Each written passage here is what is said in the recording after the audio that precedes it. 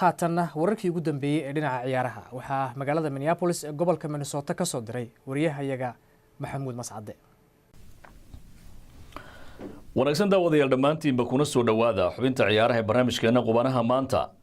kooxda kubadda cagta ee Real Madrid ayaa shaqada ka erisay macalinkoodii Lopetegui kadib markii toddobaadkii la soo dhaafay kooxda kubadda cagta ee Barcelona ay 5 gool iyo hal kaga badisay.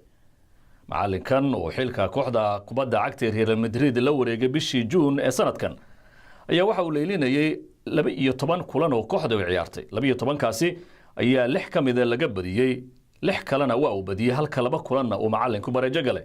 taasi waxay keentay in haddaba la yiraahdo saaxiib kooxdan ma leelin kartide albaabku ku furan sida iyo macsalama. haatan kooxda kubadda cagta ee Real Madrid ay booskiisa ku wareejisay si ku meel gaara macalinka la yiraahdo Santiago Solari oo isagu kamid ah xidigihii u ciyaari jiray kooxda kubadda cagta ee Real Madrid.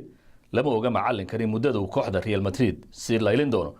warar soo baxaysa waxay sheegayaan kooxdu inay haatan doonayso macallimiin uu kamid yahay macalinkii hore Arsenal Arsene Wenger. wadanka Talyaanigana haddii aan jaleeco kooxda kubadda cagta ee Lazio ayaa habeenkii xalay ahaa gurigeeda looga badiyay oo Inter Milan ayaa 3 gool iyo waxba ku qabatay. ciyaaryahan Icardi ayaa goolashaasi 2 kamid ah dhaliyay, waxaana ciyaaryahankani uu haatan suuro geliyay kooxdiisu inay kaalinta labaad ee horyaalka wadanka Talyaaniga ay soo gasho oo haatan 6 dhibcood oo kaliya ayaa kooxda kubadda cagta ee Juventus ay ka sareysaa. wadanka Ingiriiskana kooxda kubadda cagta ee Manchester City ayaa habeenkii xalay ah waxay ka guuleysatay kooxda Tottenham Hotspur oo 1 gool iyo waxba ay kaga badisay goolka guusha. waxa Manchester City u saxiixay ciyaaryahan Riyad Mahrez. ciyaaryahankan ayaa goolka markii uu dhaliyay labada gacmood cirka u taagay, waxa uuna sheegay ciyaarta kadib markii la wareystay in sababta uu gacmaha cirka ugu taagay ahayd isagoo goolka uu dhaliyay u hibeeyay Vijay Watanaprabha oo isagu toddobaadkii la soo dhaafay diyaarad helicopter ay kula burburtay banaanka garoonka kooxda kubadda cagta ee Leicester City. Mahrez waxa uu sheegay in uu milkiilahaasi aabba oo kale u ahaa isla markaasina uu wax weyn u qabtay isaga iyo kooxda kubadda cagta ee Leicester City.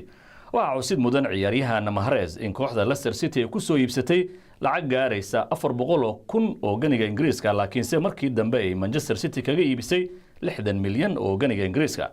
waxa uu kamid ahaa xidigihii kooxda Leicester City kula guuleystay koobka horyaalka wadankaasi oo waliba waxa loo magacaabay waqtigaasi ciyaaryahanka ugu wanaagsan ee wadanka Ingiriiska.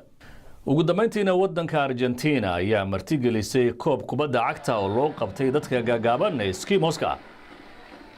tartankan ayaa waxaa ka soo qayb galay kooxo ka kala socda wadamada Mareykanka, Canada, Bolivia, Morocco iyo wadamo kale. ujeedada tartankan ayaa looga dan leeyahay in lagu muujiyo midabta koorka lagu sameeyo dadka gaagaaban iyo sidii kor lagu soo qaadi lahaa isdhexgalka. tartanka kooxda Argentina ayaa sheegay in dadka Eskimoska ay gaagaaban yihiin kuwo sida weyn dunida loo takoro, isla markaana ay diyaar u yihiin inay dunida u muujiyaan in ay kubadda cagta ciyaari karaan. daawadayaal xubintii ciyaaruhu waa naga taatan kulan dambe waa mascado idila sida iyo nabad gali.